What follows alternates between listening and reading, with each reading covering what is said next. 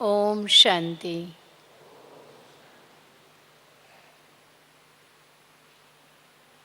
प्यारे बाप दादा के अमूल्य रतन, यज्ञ के सीनियर भ्राता अमित चंद भाई जी हमारे बीच में उपस्थित है। सभी एक हाथ की ताली से स्वागत करेंगे। भ्राता जी, आपका बहुत बहुत इस सभा में तहे दिल से हार्दिक स्वागत है। आदरणीय भ्राता जी, आपने 1958 में करनाल में ईश्वरीय ज्ञान को प्राप्त किया, जिसमें विशेष रूप में यज्ञ की पिलर्स हमारी परम आदरणीय मनर दादी आपकी टीचर रही हैं। आपका बीज बहुत पावरफुल है। साथ ही साथ में सबसे पहले 59 में आप साकार बाबा से मिले हैं और मम्मा की भी पालना, बाबा के साथ साथ मम्मा की भी पालना आपने ली है, जिसके दिव्य और अलौकिक अनुभव आपके पास प्राप्त है। और आज का आपका टॉपिक भी वही है, साकार बाबा और मम्मा के साथ के अनुभव, जो हमको बहुत अच्छी तरह से आज आपका लाभ मिलने वाला है। साथ में प्रकाशमणि दादी जी के कहने से आपने लौकिक सर्विस को छोड़ करके ईश्वरीय सेवा में अपनी जीवन 59 में ही समर्पित की हुई है। विशेष रूप में आप पंजाब जोन के सेवाओं को आप स्वयं देखते हैं, पंजाब जोन इंचार्ज है। सोनीपत रिट्रीट सेंटर की टोटल सेवाओं को आप स्वयं देखते हैं। देश विदेश में भी आपने परिभ्रमणा करके अनेक आत्माओं को बाबा का मैसेज पहुंचाया है। तो ऐसे बाबा के अमूल्य रतन आज साकार माता पिता की पालना की भासना हम सभी को मिलेंगी, तो ज्ञान रतन से झोली भरेंगे आदरणीय भ्राता अमित चंद भाई जी।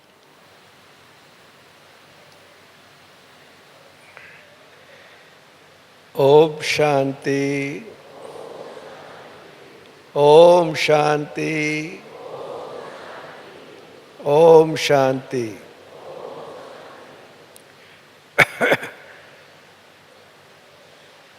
जब भी मुझे ख़ास साकार पालना के बारे में कुछ अनुभव सुनाने के लिए कहा जाता है, तो मुझे बहुत पीछे जाना पड़ता है।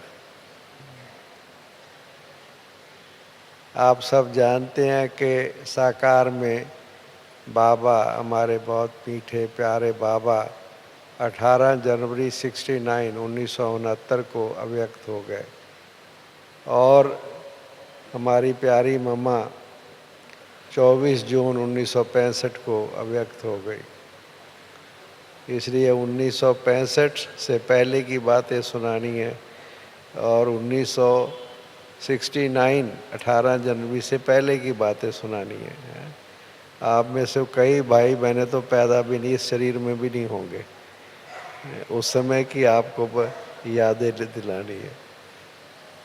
और अभी आप यहाँ पर बैठे हुए हैं और शांतिवन या मधुबन में भी जाते हैं, पांडवन में चक्कर लगाने, ज्ञान शोर में चक्कर लगाने, तो आपके सामने कई सीन जो नज़र आते हैं वो बाद की सारी रचनाएं हैं। ये कितना बड़ा ओम शांति, ये शांतिवन कितना बड़ा कैंपस है, आप देखिए। और भी इसमें ऐड होते जा रहे हैं, मनमोहनी वन, और इसके साथ इस तरफ भी बहुत और भवन तैयार हो गए हैं। और अभी तो आपको समाचार मिला होगा कि हमारे यहाँ पर 4-5 किलोमीटर दूर नदी किनारे जिसे हम कहते हैं, वहाँ भी लगभग 3000 की अकोमोडेशन तैयार हो रही है। 3000, तो वहाँ भी तो रहेंगे जा कर के। कईयों को मनमोहनी मन दूर लगता है, आगे आप चलेंगे तो आपको वहाँ पर भी अकोमोडेशन वहाँ भी मिलेगी, नदी किनारे भी। जैसे जैसे विस्तार होगा तो बाबा ने कहा है वृद्धि होगी तो विधि में भी फर्क आएगा। कहाँ आज की, इसलिए हम कहते हैं कि वो दिन भी कितने प्यारे थे और ये दिन भी कितने प्यारे हैं। आज की सभा को हम लोग देखते हैं, सेवाओं को देखते हैं, हमारे जो विस्तार हो रहा है उसको देखते हैं, और वो सीन जब सामने लाते हैं कि जब हम बाबा के पास आए थे तब सेवाओं का क्या स्वरूप था, या हम मधुबन में आते थे बाबा से मिलने के लिए, मम्मा बाबा से मिलने के लिए, तो वो सीन सामने जब इमर्ज करते हैं तो क्या लगता है, कैसे लगता है। इतना विस्तार देश विदेश में जो पहले था ही नहीं। जब मैं ज्ञान में आया तब उस समय पर ये कोई लिटरेचर बुक्स थी नहीं। प्रदर्शनी तो बाद में बने चित्र, प्रदर्शनी के चित्र नहीं थे। ज्ञान देने का कोई साधन नहीं था, कोई साधन नहीं था।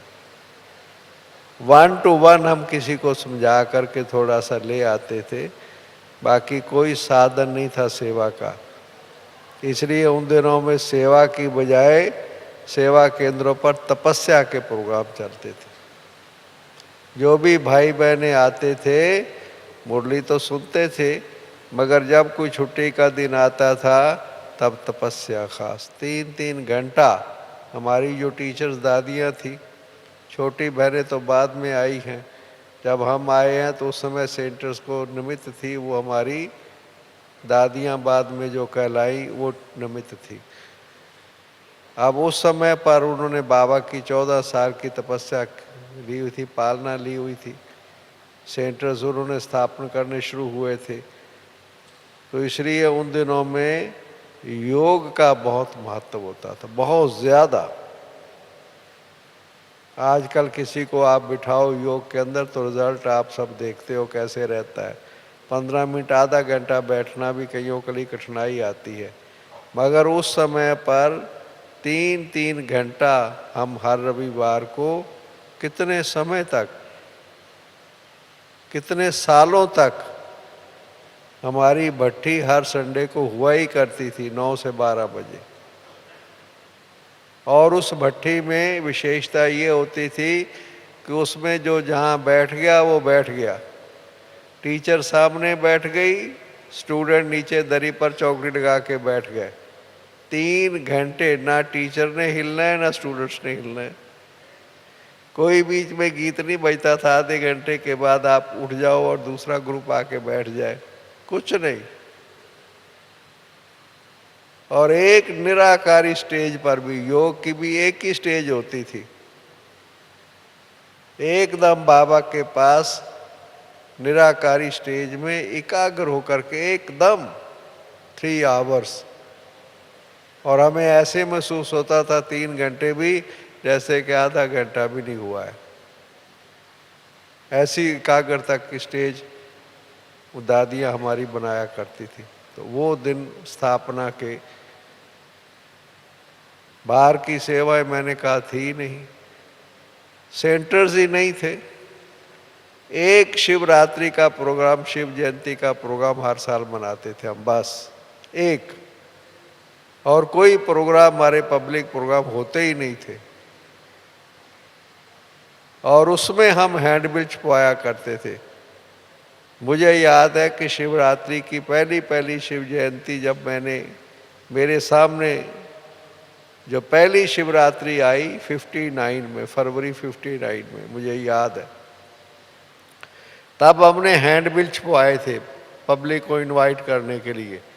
और उसके अंदर हमने नीचे, ऊपर निमंत्रण तो दिया ही था, नीचे हमने हमारे भारत देश के 11 सेंटर्स थे, सबके एड्रेस लिखे हुए थे और सबको जाके कहते थे हमारी नेशनल संस्था है, 11 सेंटर हैं भारत देश के अंदर हमारे। इतने सम्मान से हम कहा करते थे कि हम छोटी मोटी संस्था नहीं है हमारे सारे भारत देश के अंदर सारे भारत में सेंटर है हमारे। दिल्ली था, कानपुर था, कुछ और थोड़े से पटना था मेरा ख्याल है, अहमदाबाद, ये बॉम्बे के तो बाद में खुले हैं कुछ। तो इसलिए उन दिनों में जो है कितने आप अंदाज़ा लगा सकते हो। और ये जो मधुबन है बाबा का पांडव भवन, आप अंदाज़ा नहीं लगा सकते कि पांडव भवन कैसा था। पांडव भवन जो है वो एकदम जैसे कि किसी के गांव में कोई जाते हैं तो परिवार का एक बुजुर्गों का घर होता है, ऐसे बाबा का पांडव भवन था, जिसके अंदर जो किचन बना हो वो भी नहीं था। ये सारा ट्रेनिंग सेंटर जो वहाँ पर बना हुआ है वो भी नहीं था, मेडिटेशन हॉल भी नहीं था, हिस्ट्री हॉल भी बाद में बना, बहुत बाद में बना। ओम शांति भवन की तो बात ही नहीं था ही नहीं। साकार बाबा मम्मा के टाइम जब मैं पहली बार आया था, एक अंदर छोटा सा कैंपस अंदर, आप अगर जाएंगे पांडव भवन में तो उस तरफ तो कोई अंदर जाने ही नहीं देता है, मेरा ख्याल है कि वहाँ एक छोटा सा अंदर जगह है जो किचन से पहले है, जो पहले पहले दरवाज़ा है, जिसको आप किसी से पूछोगे तो दादी का कमरा कौन सा है, सिटिंग रूम जिसे हम कहते हैं, उसके अंदर आप जाएंगे तो उसका राइट साइड पर ईशु दादी और बाबा वहाँ पर बैठा करते थे दिन के टाइम पर कारोबार के लिए, वो अंदर में है। और उसके थोड़ा सा आगे आप जाएंगे तो वहाँ एक छोटा सा अभी भी हॉल कमरा है, मैंने देखा कि अभी भी वो मेंटेन किया हुआ है, जिसमें मम्मा बाबा बैठ के मुरली चलाते थे। बहुत छोटा सी जगह है बहुत। हम लोग जब पहली बार गए थे तो मुझे याद है कि उसके अंदर मम्मा बाबा सामने बैठे थे और हम लोग उसमें बैठे थे। हम लोग टोटल मिला करके वहाँ के सेवाधारी पांडवन के मिला के पार्टियों सहित 35 थे, 35, आप अंदाज़ा लगा सकते हैं। और मुरली जब लिखते थे तो ये प्रिंटिंग सिस्टम नहीं था जो अभी मुरली छपती है, ये होता है, हाथ से लिखा जाता था, हिंदी में हाथ से लिखते थे, स्टेंसिल पेपर होता था और लिथो मशीन से ऐसे निकाल के घुमा के मुरलियाँ की कापी सेंटरों को भेजी जाती थी। थोड़े से सेंटर थे और क्योंकि वो हिंदी में लिखनी होती थी तो वहाँ की जो बहनें थी वो सिंधी थी, इसलिए कोई हिंदी लिखने वाला आ जाता था पार्टियों में कभी कभी तो उसको कहते थे भाई आप ही बाबा की मुरली हम लिखाते हैं और आप इसको लिखो हिंदी में, क्योंकि हिंदी का लिखने वाला कोई कोई मिलता था वहाँ पर उस समय पर। तो हम लोगों को फिर मैं जाता था तो मुझे कहते थे आप लिखो, आपके अक्षर अच्छे हैं, उन दिनों में अच्छे होते थे, तो अच्छे आप अक्षर लिखो। और फिर हम लोग क्या करते थे कि सारी मुरली लिख करके और नीचे अपने नाम से याद प्यार भी लिखते थे, सबको चली जाती थी। और लिखते थे नीचे कि मधुबन का सीजन फुल चल रहा है क्योंकि 35 पहुंचे हुए हैं वहां पर। आप अंदाजा लगाओ जरा कि क्या उस वक्त आप लोगों को लगेगा कि मम्मा बाबा मुरली चला रहे हैं और सामने 35 बैठे हुए हैं और बाबा की मुरली ऐसे चलती थी जैसे सारे विश्व को बाबा याद कर रहा है। बच्चे देखना क्या सेंटर खुलेंगे। एक बार बाबा की मुरली में आया कि बच्चे तुम्हारे 108 सेंटर खुल जाएंगे। हम बड़े जोर से हंसे, हमने कहा 108, तब सेंटर थे सारे 12, 13, 15 हो गए। एक सेंटर खोलना भी उन दिनों में बहुत मुश्किल काम होता था, लोग विरोध करते थे, नया ज्ञान था, लोगों को समझ में नहीं आता था ये क्या कह रहे हैं।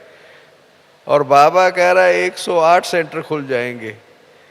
अब आप देख लीजिए तो उस समय का जैसे कि नशा और शक्तिशाली कितनी स्टेज होगी आप देखिए। बड़ा सिंपल सा, जब मैं पहली बार गया तो जब अंदर में बिल्कुल जहाँ मम्मा का कमरा बाबा का कमरा, उसके अंदर एक छोटा सा हाल, अभी तो उसको शायद बदल दिया है, उसके अंदर भाइयों की खटिया लगाई हुई थी। हम लोग भाई मेरा का 12-13 होंगे वहीं ठहरे हुए थे, इधर मम्मा बाबा के कमरे, उधर हमारा अंदर वहाँ ठहरे थे। और स्नान करने के लिए बाहर कमरे बने हुए थे, वॉशरूम के लिए टाट लगा करके बने हुए थे कमरे, कोई लैट्रिन बाथरूम। आजकल तो कहते हैं महाराज वो जो अटैच बाथरूम के बिना नहीं हम रहेंगे किसी कमरे में, वहाँ अटैच हुआ ही नहीं करते थे, सारे डिटैच होते थे, अलग अलग होते थे।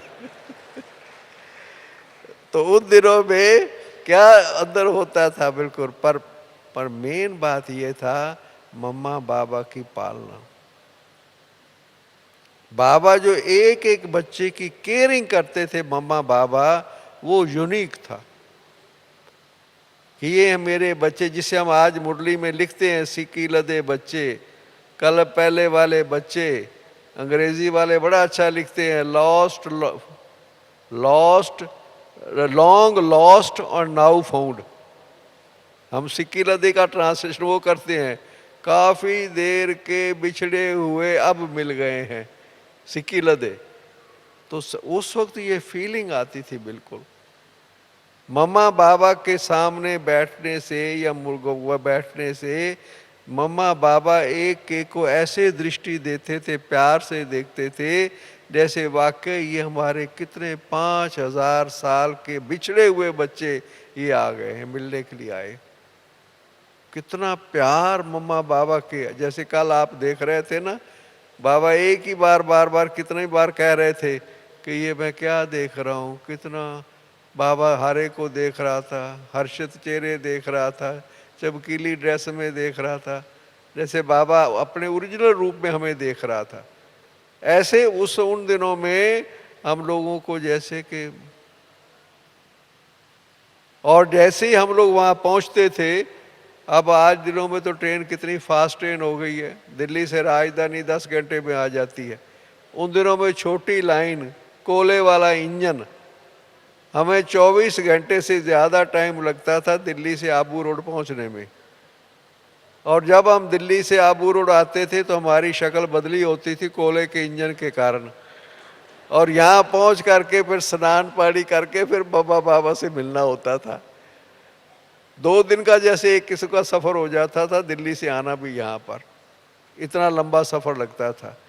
और यहाँ पर जब हम फ्रेश हो करके जब हम पहले पहले दिन आए तो बाबा के कमरे में, अभी जो बाबा का रूम बना हुआ ये आधा था, जहाँ तक वो कुर्सी रखी हुई है तो अंदर आप जाएंगे, जो आगे आगे कुर्सी एक रखी हुई है बाबा की गद्दी के पास, वहाँ तक बाबा का कमरा था। बस छोटा सा बेड वही लगा हुआ है और बाबा की गद्दी थोड़ी सी छोटी होती थी, इससे मैं समझता हूँ। और थोड़े से हम होते कितने थे बाबा से मिलने के लिए, 5-7 बस। बाबा सामने आके बैठते थे और हम तैयार होकर के आके बाबा के पास सामने बैठ जाते थे। छोटा सा ग्रुप होता था, पर उस समय पर जब बाबा आके बैठते थे और बाबा दृष्टि देते थे एक एक को, साकार साकार निराकार साकार में आता था बाबा। तो उस वक्त हम जब बैठते थे और बाबा दृष्टि देते थे तो सचमुच उस वक्त ये स्टेज हर एक की, भाई हो बहन हो कोई भी हो, हर एक की स्टेज ऐसी होती थी कि वो अपने आप को कंट्रोल ही नहीं कर सकते थे। जैसे बाबा ने दृष्टि दी, अपनी सीट से उठते थे और जाकर के बाबा को जाकर के पकड़ते थे, बाबा को प्यार, जैसे कि बाबा की गोद में जिसे हम कहते हैं। ये नॉर्मल रूटीन हुआ करता था। इतना प्यार, आंखों में आंसू बह रहे हैं बस ऐसे। बाबा कहते थे हाँ बच्चे अब तो आ गए, मिल रहे हो ना, अब तो मिल रहे हो ना। ऐसे हारे को ऐसे लगता था कि हम कितने समय के बिछड़े हुए बाबा से मिल रहे हैं। ये प्रैक्टिकली फीलिंग एक एक को जो भी होते थे सब मिलते थे, बाबा के साथ बैठते थे। और एक छोटा सा ग्रुप जैसे कि वहीं अंदर हम घूमते रहते थे बाबा के पास। और उस वक्त जो सारा आने जाने का सिस्टम था, ये भी आप सबको ध्यान में देते हैं कि उन दिनों में जो बाबा से अब पांडव भवन हम जाते थे, पांडव भवन ही था तब ये ज्ञान सरोवर ये सब तो बाद की बातें हैं। तो जब हम जाते थे तो हमारे जाने का रास्ता कौन सा होता था? हम जब आबू रोड से बैठ जाते थे ट्रेन से उतर करके, भूरी दादी थी वो आती थी रिसीव करने के लिए, और 2 या 3 बसें सारे दिन में माउंट आबू आती थी। और बसों में ऊपर आना होता था, टैक्सियों की और कारों का तो कोई सिस्टम ही नहीं था, होता ही नहीं था।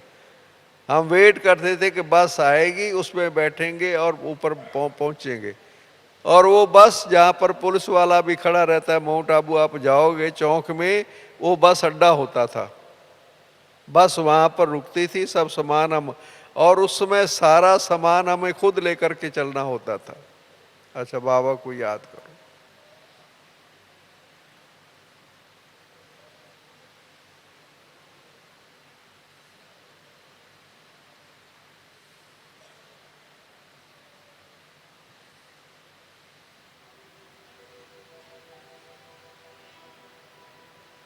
प्रेम से बस दो घड़ी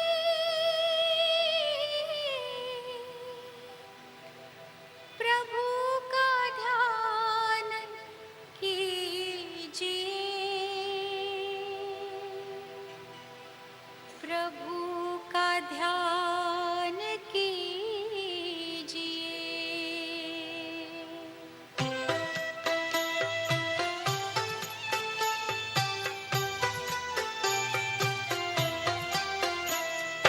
प्रेम से बस दो घड़ी प्रभु का ध्यान कीजिए, अपनी अंतर आत्मा को शांति से भर लीजिए, शांति से भर लीजिए।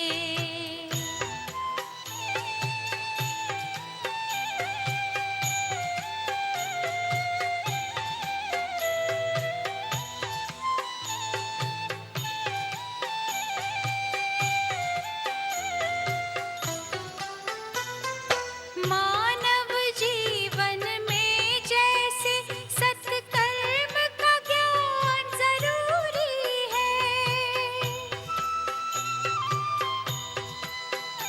हर कर्म से पहले प्यारे प्रभु का वैसे ध्यान जरूरी है। अपने दिल के दामन को आनंद से भर लीजिए, आनंद से भर लीजिए।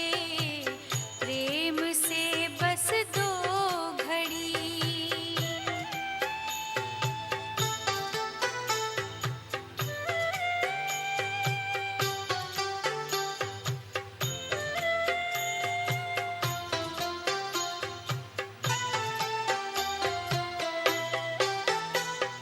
जीवन की अनमोल घड़ियां यूं ही बीत ना जाए कहीं,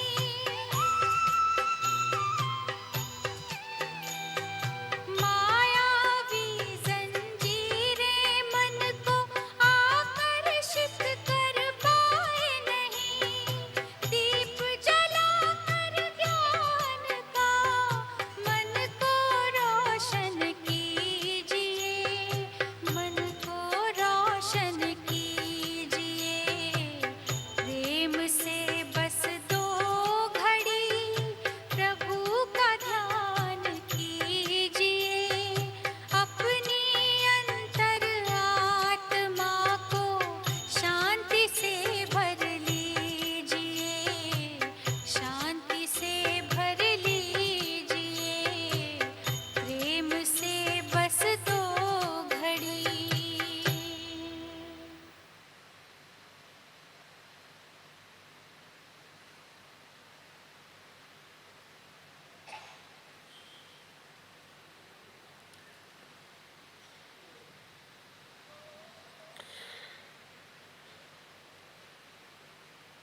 तो उन दिनों की जो बाबा मम्मा की पालना की जो बातें हैं, अनुभव हैं,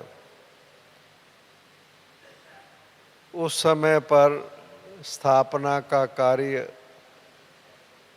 तपस्या के बाद आपने समाचार सुना होगा कि हैदराबाद सिंध में स्थापना हुई 1936-37 में। बाद में कराची में सब लोग वहाँ बाबा की पालना के लिए वहाँ चले गए थे। और 5 मई 1950 को माउंट आबू में ये सारा ग्रुप आया था। 300 से ऊपर की संख्या थी। उसके बाद अलग अलग स्थानों पर, दिल्ली में पहले आए, फिर और एक दो जगह पर गए। ये सेवाएं 1952 के लगभग शुरू हुई हैं। और मैं जब आया था 1958 में, तब सेवाओं का स्वरूप बहुत छोटा था। और मम्मा बाबा के पास भी, मधुबन में भी, हम लोग केवल मई जून का महीना जो गर्मियों का होता है उस समय पर ही पार्टियां आती थी, छोटे छोटे ग्रुप आते थे। सितंबर अक्टूबर में थोड़ा कोई आता था, क्योंकि उन दिनों का बरसात और विंटर माउंट का बहुत ज़्यादा होता था। ये होटल वोटल कुछ नहीं थे, सारा जंगलात थी बहुत करके। इसलिए हम लोगों को मना किया जाता था पांडव भवन में कि हम लोग पांडव भवन का जो अभी गेट बना हुआ है पांडव भवन का ओम शांति भवन की तरफ, वो नहीं यूज़ करते थे कभी भी। लकड़ी का गेट लगा रहता था, बंद रहता था। दिन के समय पर कभी कभी मम्मा बाबा हम उनके साथ लेकर के कभी पहाड़ी की तरफ, इधर नक्की लेक की तरफ हमें ले जाया करते थे। हम अपने आप कोई नहीं जाता था सवेरे शाम, क्योंकि जंगल होता था और जानवर होते थे उन दिनों में। तो हमारा आने जाने का रास्ता जो होता था, ये जो किचन है, जो किचन की तरफ आप लोग कोई जाए तो नीचे रास्ता है, वहाँ पर उस रास्ते से पैदल हम लोग ऊपर पहाड़ी पर थोड़ी सी रास्ता है, चढ़ करके और फिर बाज़ार से होते हुए बस अड्डे पर हम वहाँ से आया करते थे। वो रास्ता होता था। और मैंने आपको बताया कि उन दिनों में सामान सब हमें अपना खुद लाना होता था, बिस्तरा, टैची वगैरह सब कुछ सिर पर रख करके वहाँ से बस अड्डे से उठा करके, कोई साधन नहीं होता था जो हम लोगों को, हम अपना सामान सिर पे उठा करके और पीछे के रास्ते से आया करते थे। बहुत समय के बाद मैंने आगे भी सुनाया था कि दो तीन साल के बाद हम लोग को समाचार मिला कि बाबा ने एक बैलगाड़ी बाबा ने रखी है जो बस अड्डे पर आती थी और हमारा सामान लेके जाती थी। हम इतना खुश हो गए, बात मत पूछो, जैसे हवाई जहाज मिल गया हमें। क्योंकि उन दिनों में कोई साधनों की बात ही नहीं थी, किसी किस्म का कोई साधन हो, कुर्सियाँ हो, सोफे हो, ये चीज़ें हो के सवाल ही पैदा नहीं होता। कुछ बिल्कुल तपस्या का रूप था मम्मा बाबा के वक्त उन दिनों में। बाद में थोड़ा धीरे धीरे विस्तार होता चला गया। साकार बाबा के वक्त ही हिस्ट्री आर्ट ट्रेनिंग सेंटर ये बन गया था बाद में। मगर उस समय पर जब हम लोग आए, तब बाबा की एक एक बच्चे को जो दृष्टि मिलती थी, और हम जितना दिन वहाँ पर रहते थे, एक एक बच्चे की तरफ मम्मा बाबा का इंडिविजुअल ध्यान जाता था, व्यक्तिगत। एक एक से मम्मा बाबा बैठते थे और उसके परिवार के बारे में, उसके जीवन के बारे में हर चीज़ मम्मा बाबा पूछा करते थे और गाइड किया करते थे। और उन दिनों में क्योंकि बहुत छोटा ग्रुप, मैंने कहा ना, कोई पार्टी कोई 5 की आ रही है, कोई 7 की आ रही है, कोई 4 की आ रही है, और वो भी 4-5 पार्टियां, बस, ज़्यादा नहीं। इतना छोटा परिवार, आप समझ सकते हैं कितना छोटा परिवार होगा। और इसलिए मम्मा बाबा उनको पालना देने के लिए एक एक बच्चे को उस नस्ल से देखते थे कि ये मेरे बच्चे स्थापना के आगे चल कर के निमित्त बनेंगे। यहाँ से मम्मा बाबा से पालना लेके अपने सेंटर पर जा कर के ये बाबा के कार्य को आगे बढ़ाएंगे। चाहे परिवार में रहने वाले होते थे, चाहे कुमार चाहे कुमारी, एक को बाबा वारस की दृष्टि से देखता था, ये मेरा वारस बच्चा है। और एक एक में इतनी ताकत होती थी कि एक एक व्यक्ति एक एक सेंटर खोल देता था, हमने देखा है। इतनी उसके अंदर जैसे बाबा की शक्ति काम करती थी और सहयोग मिल जाता था कि उन दिनों में। इसलिए मम्मा बाबा का जो पार्ट आते थे बाबा से मिलने के लिए, एक एक की तरफ व्यक्तिगत ध्यान रहता था।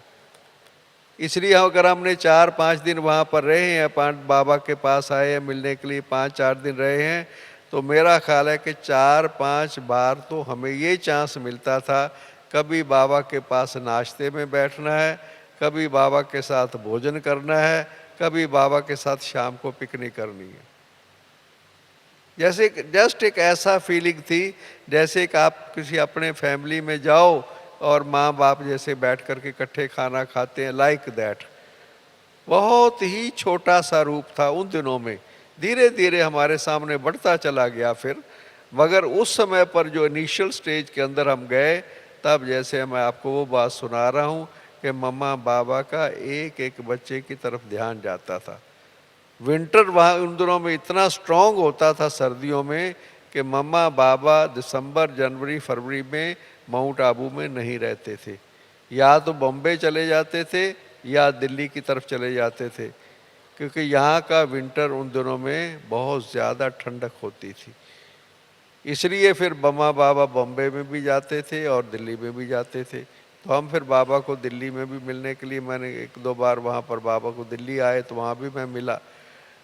और मातेश्वरी जी को बाबा मम्मा को बहुत करके सेंटरों पर चक्कर लगाने के लिए भेजते थे, और मम्मा सेंटरों पर जा कर के काफ़ी 2-2 4-4 दिन एक एक सेंटर पर रह जाती थी, क्योंकि उन दिनों में कोई साधन उस ढंग से नहीं होते थे। कोई अपनी कारें हो, अपनी गाड़ियाँ हो, गाड़ियों वाले भी सेंटर पर नहीं आता था कोई भी। बड़ी सिंपल सी लाइफ उन दिनों में हुआ करती थी। इसलिए मम्मा बाबा भी जब जाते थे तो ट्रेन में ही जाते थे, ट्रेन में सफ़र करते थे मम्मा भी बाबा भी। तो इसलिए उन दिनों में हमने देखा। मगर मम्मा बाबा की जो पर्सनैलिटी थी, जो मम्मा बाबा को साधन कुछ नहीं थे, हम आपको बताएं, कोई साधन नहीं है किसी किस्म के। एक कुर्सी हमने देखी थी पांडव भवन में जिसमें बाबा बैठते थे और ईशु दादी बैठती थी, एक दूसरी कुर्सी थी बस। कोई ज़रूरत नहीं समझी जाती थी। क्लास में भी चौकड़ी लगा के दरी के ऊपर बैठ जाते थे, कोई कुर्सी सोफ़ा वगैरह ये बात की बातें है सारी। उन दिनों में इसकी ज़रूरत ही नहीं समझी जाती थी। मगर हर एक बच्चे को जो बाबा मम्मा जो दृष्टि देते थे या उनकी पालना का ध्यान रखते थे, वो यूनिक होता था। और हमें सबसे ज़्यादा जो प्रभावित करता था, बाबा मुरली चलाता था वो तो ठीक है, दृष्टि भी देता था। किसी बच्चे को बाबा जब सामने आके बैठते थे और ऐसे बाबा दृष्टि घुमाते थे, गीत भी थोड़ा सा बजता था, ये जो ग्रामोफोन रिकॉर्ड होता था तब बजता था, तो थोड़ा सा गीत ही बजता था तो बाबा इतने में ही सबको दृष्टि दे देते थे। और जिसके ऊपर बाबा की दृष्टि पड़ती थी, हमने देखा कि उसकी अंदर की जैसे शक्ति, आत्मा की शक्ति बहुत ज़्यादा महसूस होने लगती थी। 4-5 दिन हम मधुबन में बाबा के पास जब रह करके वापस जाते थे तो हमें ऐसे लगता कि जैसे हम किसी और दुनिया से वापस जा रहे हैं। 4-5 दिन के अंदर भी जो भाई बहनें आते थे, हर एक को व्यक्तिगत अनुभव होता था कि बाबा ने मम्मा ने मेरे से बहुत प्यार किया है, बहुत प्यार किया। एक को ऐसी फीलिंग आती थी जब वहाँ से। और 4-5 दिन के बाद भी हम लोग वहाँ से जब भी जाते थे वापस बाबा से मिलने के बाद, तो वो कंडीशन हमारी क्या होती थी हम बता नहीं सकते आपको। एक लौकिक माँ बाप से भी बच्चे अलग हो कर के इतना दुख कष्ट नहीं होता था जिससे हमें फीलिंग आती थी कि हम बाबा से कहाँ जा रहे हैं, हम अब कहाँ जाएं हम। वो दुनिया जो नीचे की दुनिया जहाँ से हम आए हैं, जैसे वो हमारी काम की नहीं है। और ये मम्मा बाबा के साथ के जो दिन हैं, ये जैसे दिन ही कुछ और हैं। 4-5 दिन के अंदर भी हमारी लाइफ के अंदर टोटल हमारा माइंड सिस्टम, हमारा थॉट सिस्टम हमारा एकदम चेंज हो जाता था एकदम। और धारणा में आप देखिए इस विद्यालय की क्या विशेषता है। इस विद्यालय की सबसे बड़ी विशेषता, जिस आधार पर यह विश्वविद्यालय आज यहाँ तक पहुँच गया है, वो है पवित्रता की शक्ति। जिस चीज़ का ही विरोध हुआ शुरू से लेकर के जब से स्थापना हुई है, चाहे वो हैदराबाद सिंध में या कराची में, सबसे बड़ा विरोध का सामना जो करना पड़ा है, चाहे जब सेवाएं शुरू हुई भारत में भी, इस बात के लिए लोगों को समझ ही नहीं आया कि ये ज्ञान क्या चीज़, ये क्या बोलते क्या हैं, ये क्या कह रहे हैं,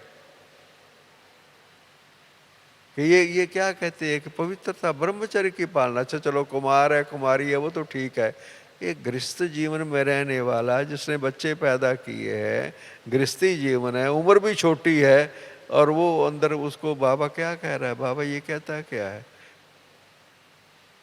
स्वर्ग के अंदर ये चीज नहीं है, ये बात कईयों को समझ में नहीं आती थी, बिल्कुल नहीं समझ आती थी, और लोग विरोध करते थे, घर घर में झगड़े होते थे इस एक बात के अंदर। मगर जो बाबा से मिल करके जाता था, मधुबन हो करके जाता था, बहन हो या भाई, इतना स्ट्रॉन्ग, युगल हो या कोई भी हो, इस बात के लिए कोई कंप्रोमाइज नहीं, नो। जिसे कहते हैं धरत पड़े धर्म ना जाए, ये स्टेज हुआ करती थी। और ये मम्मा बाबा की शक्ति थी, मम्मा बाबा का प्यार था, मम्मा बाबा की पालना थी, जो इतना सहज हो जाए, कुछ भी नहीं, सो इजी, किसी को कोई मुश्किल नहीं लगा, अपने आप स्वतः ही स्ट्रांग हो गए, कुछ भी नहीं। जैसे ये देवता, हम देख किस चीज ने ये परिवर्तन लाया, इस ज्ञान की इस लाइन ने जीवन को बदल दिया कि आप देवता थे और फिर से देवता बनना है। बस ये बात जिनको समझ में आ गई, क्योंकि देवता को तो मानते हैं कि संपूर्ण निर्विकारी हैं। चाहे भक्ति मार्ग में भी होते हुए भी लोग देवताओं को जिस ढंग से हम मानते हैं पवित्रता की शक्ति है, वो लोग भी नहीं मानते हैं, भक्ति मार्ग वाले भी नहीं मानते। वो भी कहते हैं उन्होंने भी बच्चे पैदा किए, कंट्रोल था सिस्टम वहां पर योग बल की संतान थी, ये उनको समझ में ही नहीं आता है, आता ही नहीं है। ये जो बाबा की शक्ति थी उन दिनों में, क्योंकि नया ज्ञान था बिल्कुल, भक्ति मार्ग भी बाहर दुनिया में बड़ा स्ट्रांग हुआ करता था। आज से 60 साल पहले जब हम लोग बाबा के पास आए, तब भक्ति में भी शक्ति हुआ करती थी। हम आपको बताएं, भक्ति में लोग बड़े स्ट्रांग हुआ करते थे, अपनी मान्यताओं में स्ट्रांग हुआ करते थे। जब लोग ये बात हमारी बहनें सुनाती थी कि परमात्मा सर्वव्यापक नहीं है या गीता का भगवान श्री कृष्ण नहीं है, तो लोग एकदम ऐसे समझते थे जैसे ये हिंदू धर्म को खत्म करने वाले कहाँ से आ गए। इतना विरोध होता था। ब्रह्मचर्य की पालना के ऊपर तो और कठिनाई होती थी, खान पीन की शुद्धि के ऊपर, अन्न की शुद्धि के ऊपर बात आती थी, उसमें ऊपर झगड़े होते थे। लोग कहते थे ये क्या कहते हैं हम लोग, समाज कैसे चलेगा, एक दूसरे के पास जाके खाना नहीं खाएंगे तो ये क्या कह रहे हैं, लोगों की समझ ही नहीं आता था। ज्ञान के साथ साथ जो हमारी धारणाएं थी, ये सतयुग आ रहा है, देवता बन रहे हैं, ये बात को समझ ही नहीं। अब कितना सहज हो गया, किसी को कोई बात की कठिनाई नहीं है। मैंने देखा है लोग बड़ा सहज मानने लग जाते हैं, ज्ञान को भी धारणाओं को भी। सब हमारी छोटी छोटी बहनें सेंटरों पर आप देखिए क्या है, छोटी छोटी आयु है, 25-30 साल की कुमारियां बैठ करके गृहस्थियों को ब्रह्मचर्य की पालना की शक्ति दे रही है, बाबा उनके द्वारा दिलवा रहा है। ये क्या चीज़ है, ये उनकी ताकत थोड़ा काम कर रही है, ये तो अंदर बाबा की ताकत काम कर रही है।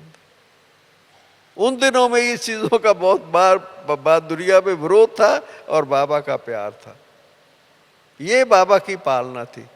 हम लोगों ने देखा, पहली बार मैंने मम्मा को देखा वहाँ मधुबन में, तो मिला था मातेश्वर जी को, या उससे पहले मेरा ख्याल शायद कि हमारे वहाँ पर, मैं करनाल में था और सहारनपुर में हमें पता लगा कि मम्मा आ रही है।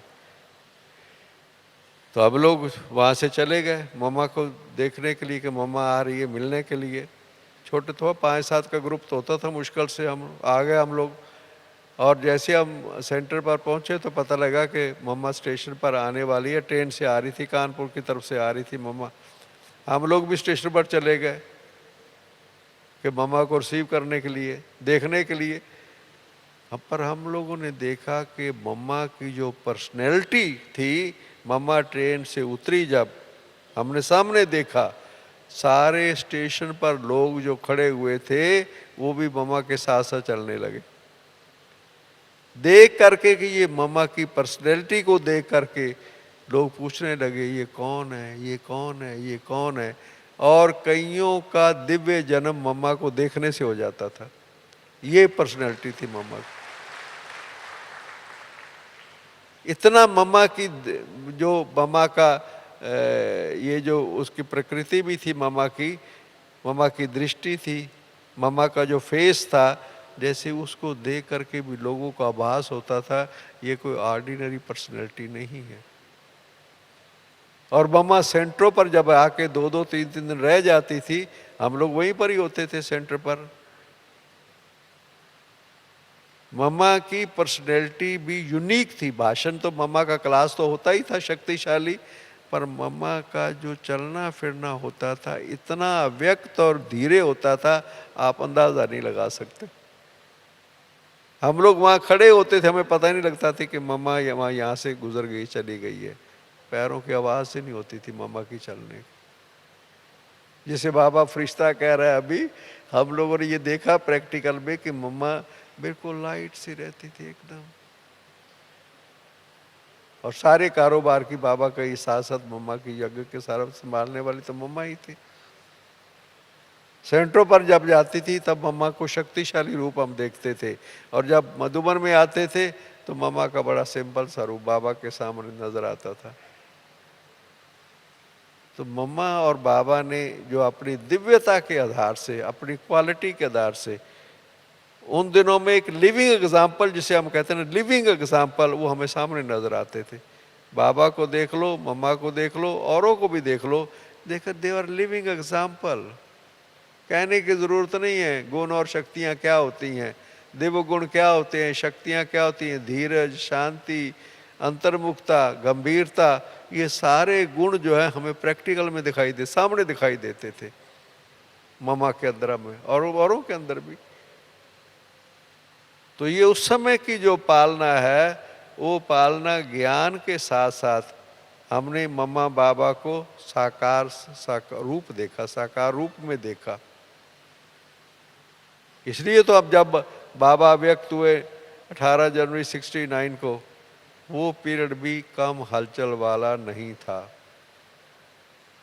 तूफान जिसे हम कहते हैं, तूफान जबरदस्त, सारे, चाहे उस वक्त सेंटर्स मेरा ख्याल है कि का संख्या बढ़ चुकी थी 68 में, तो मैं तो 58 में एंड में आया, 68 तक भी हमारे ब्रांचेस, काफ़ी सेवाओं का विस्तार बाबा के समय तक हो चुका था। पर जैसे ही ये न्यूज़ मिली कि बाबा व्यक्त हो गए 18 जनवरी को, उसके बाद सारे यज्ञ के अंदर कितना हलचल हुई, बात मत पूछो। क्यों? अब क्या होगा। मातेश्वरी गई 65 में 24 जून को, फिर भी बाबा बैठा रहा, बात सामने था ना, साकार में बाबा सामने था। इसलिए उस वक्त भी थोड़ी हलचल हुई, मगर बाबा बैठा हुआ था, इसलिए बाबा ने बहुत कंट्रोल किया, सबको शक्ति दी बाबा ने।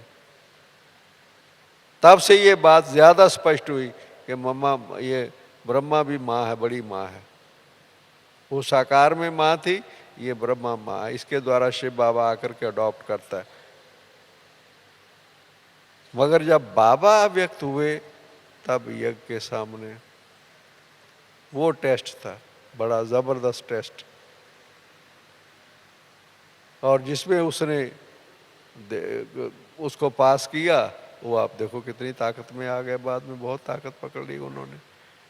और आज बाबा का कार्य देखो, 69 18 जनवरी 69 से लेकर के आप लोग देखो बाबा का कार्य कितना तेज़ी से आगे बढ़ रहा है।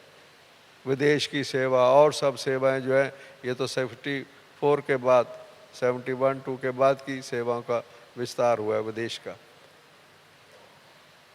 ये अंदर में बाबा की निराकार का काम है। ये अंदर में हम लोगों को उस दिनों में, उस समय पर जो हम बाबा के पास आए, हमारी ये फाउंडेशन इतनी स्ट्रॉन्ग बाबा मम्मा ने बनाई, ये निराकार का काम है, निराकार का काम है। साकार में कोई भी रहे तो ठीक है, नहीं रहे, बाबा किसके द्वारा कार्य चलवाता है। इसलिए जब 18 जनवरी 69 को हलचल हुई, तो 21 जनवरी को जब बाबा अव्यक्त बाबा गुलजार दादी के तन में आया, तब बात सारी क्लियर हुई कि क्या आगे के लिए कारोबार चलेगा और कैसे चलेगा। नहीं तो ये 2-3 दिन काफ़ी हलचल के रहे उस समय पर। और उस समय के बाद देखो क्या हुआ। निराकार का काम है, शिव बाबा का काम है, वो किसके द्वारा भी करवा रहा है। अब आप देखो देश विदेश के अंदर, मैं कई देशों के अंदर गया हूँ और वहाँ मैंने जाकर के देखा अव्यक्त बाबा की पालना के आधार से वो कितना आगे बढ़ रहे हैं। उनके इतने अनुभव हैं, अव्यक्त बाबा के इतने अनुभव हैं, अपने अपने देशों में, अपने अपने शहरों में वो बैठे हुए हैं, पर बाबा का। इसलिए मैंने कई जगह पर जाकर के देखा अपने रहने के लिए छोटा सा कमरा बेचारे रखते हैं भाई बहने वहाँ के, और बाबा का कमरा, बाबा का चित्र, बाबा का कमरा वो देखने वाला होता है। सारे सेंटर में से सबसे बढ़िया वो कमरा होता है बाबा का, क्योंकि उनकी बाबा पालना दे रहा, अव्यक्त पालना कर रहा हो, अव्यक्त रूप से उनकी पालना हो रही है। उनके सामने कौन है? और उन देशों में जहाँ पर ब्रह्मचर्य की चीज़ को मानते ही नहीं है, जहाँ खान पीन शुद्ध होता ही नहीं है, शाकाहारी भोजन ही नहीं होता है। रशिया में मैं गया, रूस में गया, वहाँ पर आप देखो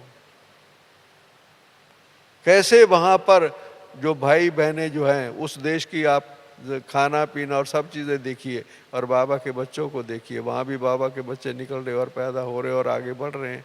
ये कौन चला रहा है? कौन है? ये है बाबा अंदर। अव्यक्त बाप दादा की पालना देश विदेश में जो है, ये बाद में देखो कितनी फैलती चली जा रही है।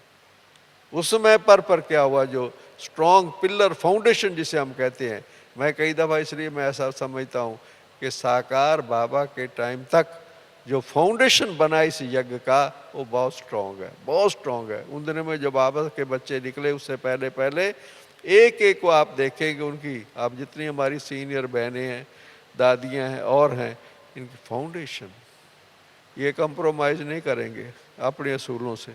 नो, कुछ भी हो जाए, क्योंकि फाउंडेशन स्ट्रांग है। साकार बाबा ने अपने होते होते इतनी फाउंडेशन इस विद्यालय की स्ट्रांग बना दी कि उसके बाद आप देखो कितना बड़ा कार्य हो रहा है देश और विदेश में। 80 साल होने लग गए अब सेवाओं को, अब जगह जगह कार्य बहुत तेज़ी से बढ़ रहा है। पर ये मम्मा बाबा की त्याग और तपस्या, एक एक का क्या, दादियों का आप उसके बाद देखेंगे तो फिर लंबी कहानियाँ हैं कि कैसे उन्होंने सेंटर खोले, त्याग और तपस्या में रहे, इतनी सिंपल जीवन गुजारी और आग जाके स्थापना के कार्य को आगे बढ़ाया। आप अंदाज़ा नहीं लगा सकते कि उन दिनों में हम लोग कैसे सेंटर पे हमारी दिनचर्या हुआ करती थी, कैसे कारोबार चलता था, त्याग और तपस्या से। मनी मटेरियल कुछ नहीं था, नथिंग। हमारे पास कुछ नहीं होता था, जिसे जानकी दादी कहती है जेब खाली विश्व के मालिक, ये वो स्टेज हुआ करती थी। ऐसा वैसा कुछ नहीं होता था, मगर बाबा का कार्य आगे बढ़ना है, आगे बढ़ाना है, सतयुग लाना है, ये अंदर पक्का होता था। और उसके कारण सब साधन जुड़ते चले गए, सब परिस्थितियाँ बदलती चली गई, साधनों वाले भी साथ आते चले गए। ये तो बाद की सारी बातें हैं जो होता चला गया। और आज बाबा का कार्य आप लोग सब देख ही रहे हैं। आज अब बाबा के किस लेवल के बच्चे ज्ञान और योग में आने लग गए। साधनों की भी आप देखो क्या चीज़ की कमी है, क्योंकि बाबा के ऐसे ऐसे बच्चे या वारस बन रहे हैं, बाबा के कार्य को आगे बढ़ा रहे हैं। ओके, ओम शांति, ओम शांति, ओम शांति।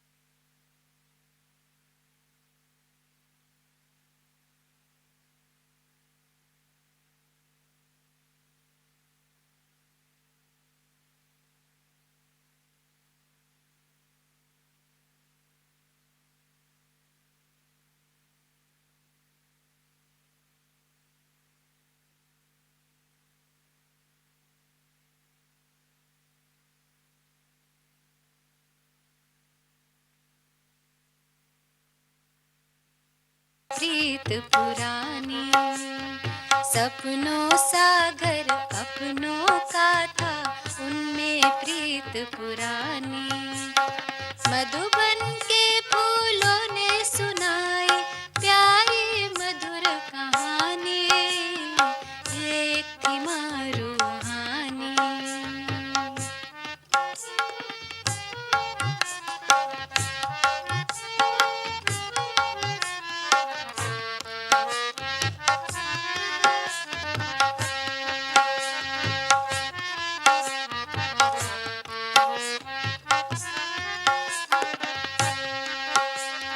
ओम मंडली में आई एक कन्या, नाम था राधे। आ,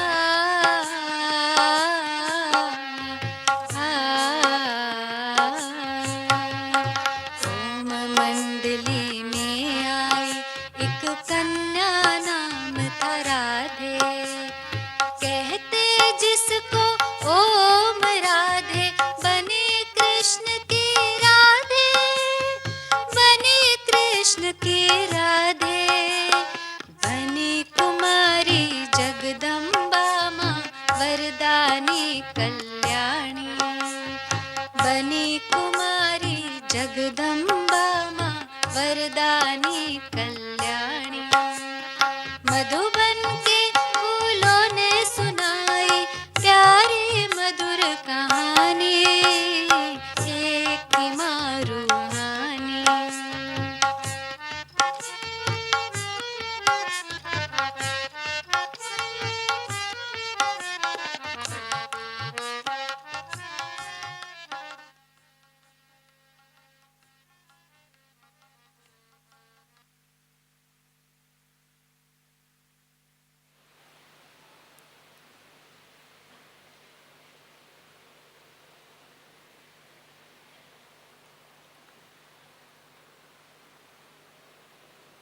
ओम शांति।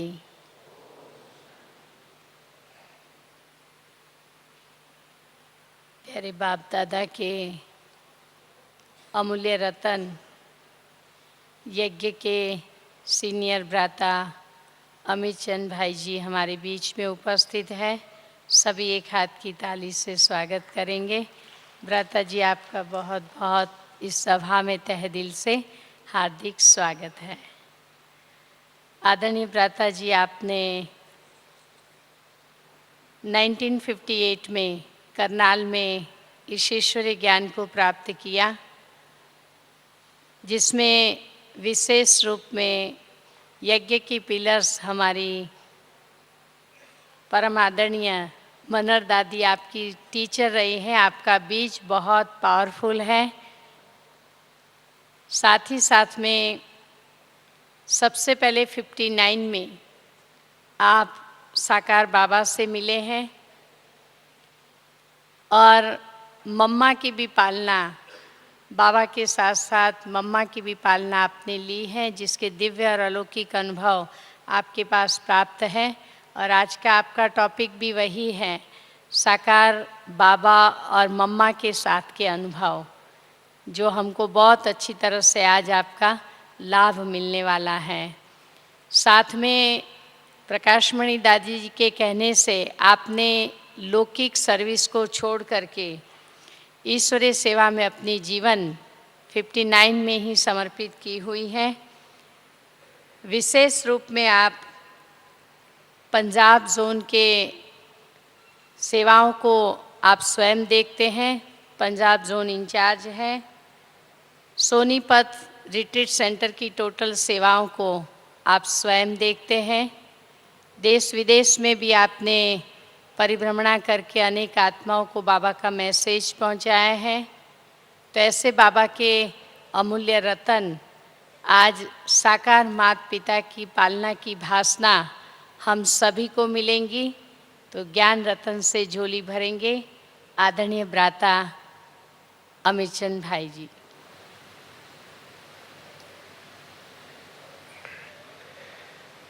ओम शांति, ओम शांति, ओम शांति।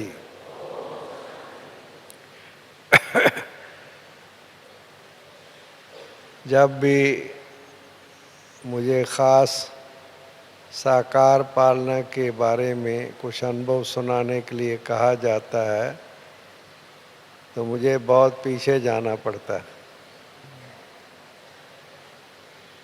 आप सब जानते हैं कि साकार में बाबा, हमारे बहुत मीठे प्यारे बाबा 18 जनवरी 1969 को अव्यक्त हो गए और हमारी प्यारी मम्मा 24 जून 1965 को अव्यक्त हो गई।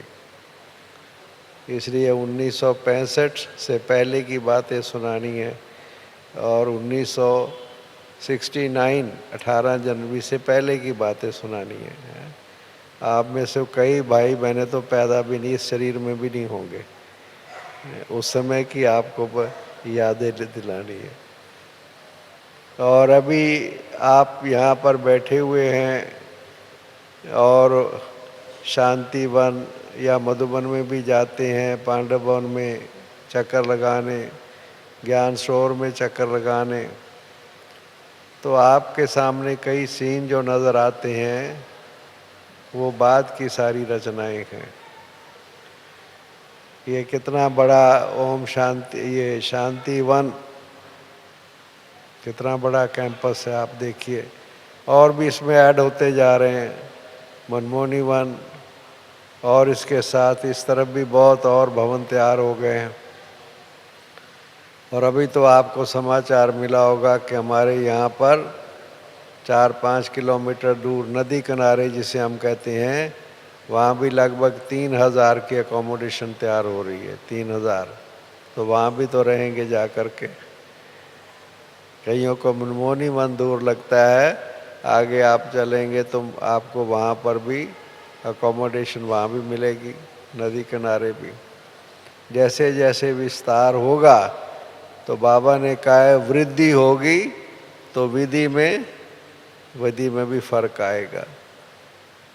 कहाँ आज की, इसलिए हम कहते हैं कि वो दिन भी कितने प्यारे थे और ये दिन भी कितने प्यारे हैं।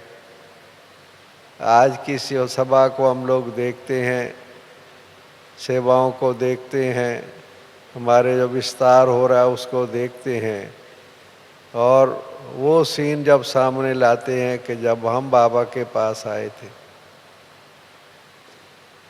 तब सेवाओं का क्या स्वरूप था, या हम मधुबन में आते थे बाबा से मिलने के लिए, मम्मा बाबा से मिलने के लिए, तो वो सीन सामने जब इमर्ज करते हैं तो क्या लगता है, कैसे लगता है। इतना विस्तार देश विदेश में जो पहले था ही नहीं।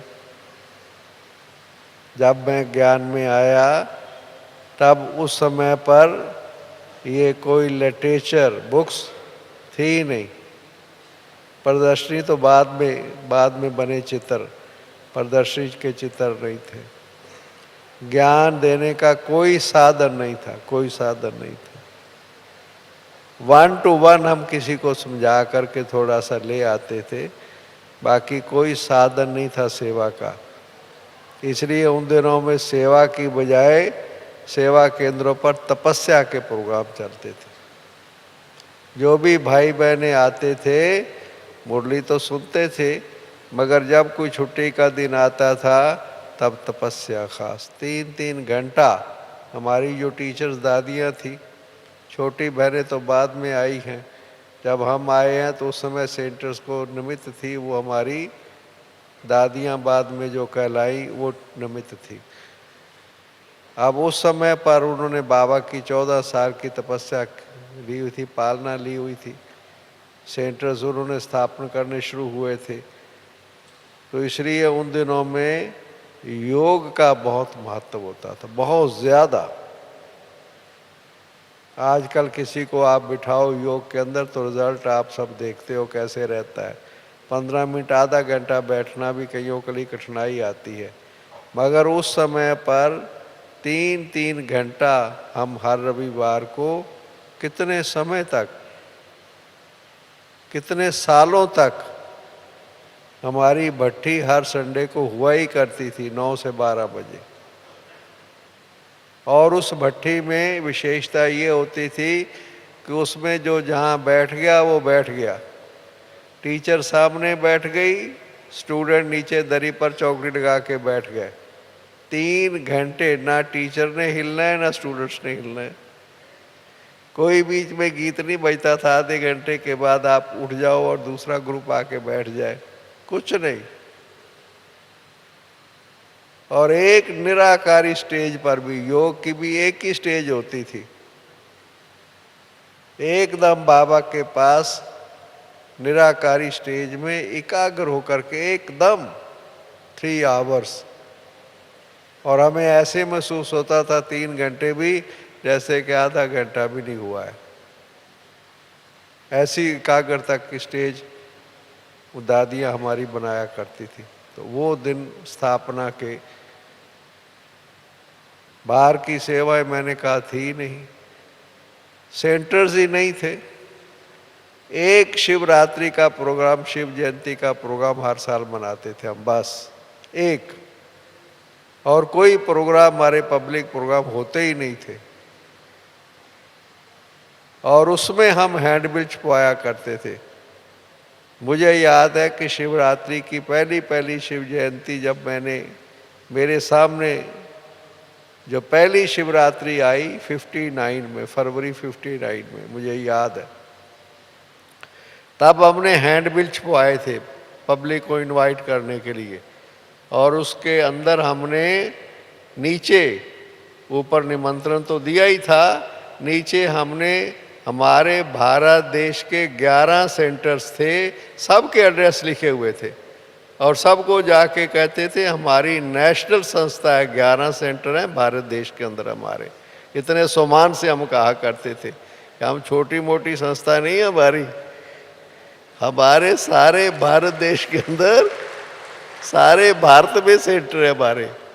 दिल्ली था, कानपुर था, कुछ और थोड़े से पटना था मेरा ख्याल है, अहमदाबाद, ये बॉम्बे के तो बाद में खुले हैं कुछ।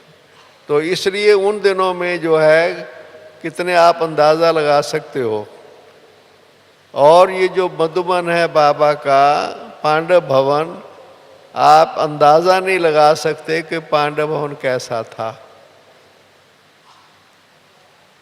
पांडव भवन जो है वो एकदम जैसे कि किसी के गांव में कोई जाते हैं तो परिवार का एक बुजुर्गों का घर होता है, ऐसे बाबा का पांडव भवन था।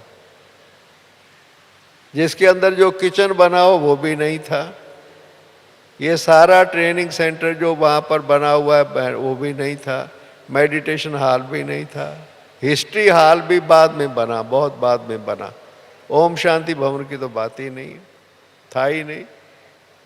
साकार बाबा मम्मा के टाइम जब मैं पहली बार आया था, एक अंदर छोटा सा कैंपस अंदर, आप अगर जाएंगे पांडव भवन में तो उस तरफ तो कोई अंदर जाने ही नहीं देता है, मेरा ख्याल है कि वहाँ एक छोटा सा अंदर जगह है जो किचन से पहले है, जो पहले दरवाज़ा है, जिसको आप किसी से पूछोगे तो दादी का कमरा कौन सा है, सिटिंग रूम जिसे हम कहते हैं, उसके अंदर आप जाएंगे तो उसका राइट साइड पर ईशु दादी और बाबा वहाँ पर बैठा करते थे दिन के टाइम पर कारोबार के लिए, वो अंदर में है। और उसके थोड़ा सा आगे आप जाएंगे तो वहाँ एक छोटा सा अभी भी हॉल कमरा है, मैंने देखा कि अभी भी वो मेंटेन किया हुआ है, जिसमें मम्मा बाबा बैठ के मुरली चलाते थे। बहुत छोटा सी जगह है, बहुत।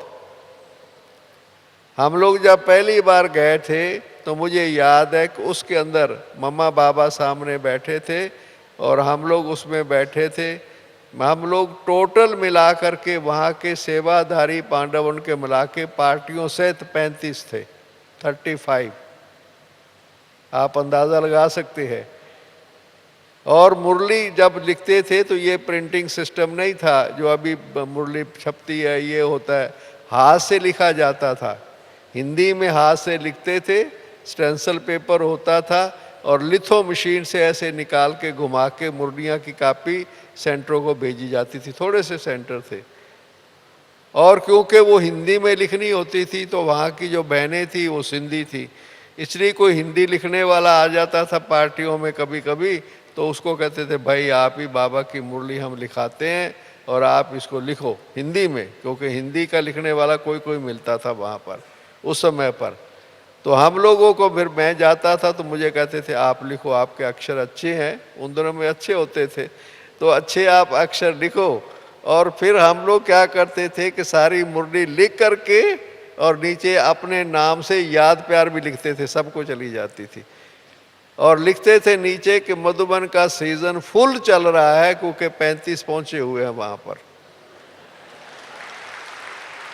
आप अंदाजा लगाओ जरा कि क्या उस वक्त आप लोगों को लगेगा कि मम्मा बाबा मुरली चला रहे हैं और सामने 35 बैठे हुए हैं, और बाबा की मुरली ऐसे चलती थी जैसे सारे विश्व को बाबा याद कर रहा है। बच्चे देखना क्या सेंटर खुलेंगे। एक बार बाबा की मुरली में आया कि बच्चे तुम्हारे 108 सेंटर खुल जाएंगे। हम बड़े जोर से हंसे, हमने कहा 108? तब सेंटर थे सारे 12, 13, 15 हो गए। एक सेंटर खोलना भी उन दिनों में बहुत मुश्किल काम होता था, लोग विरोध करते थे, नया ज्ञान था, लोगों को समझ में नहीं आता था ये क्या कह रहे हैं। और बाबा कह रहा है 108 सेंटर खुल जाएंगे। अब आप देख लीजिए, तो उस समय का जैसे कि नशा और शक्तिशाली कितनी स्टेज होगी आप देखिए।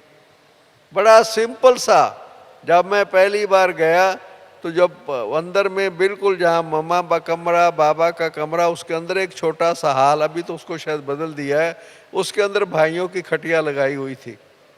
हम लोग भाई मेरा का 12-13 होंगे वहीं ठहरे हुए थे।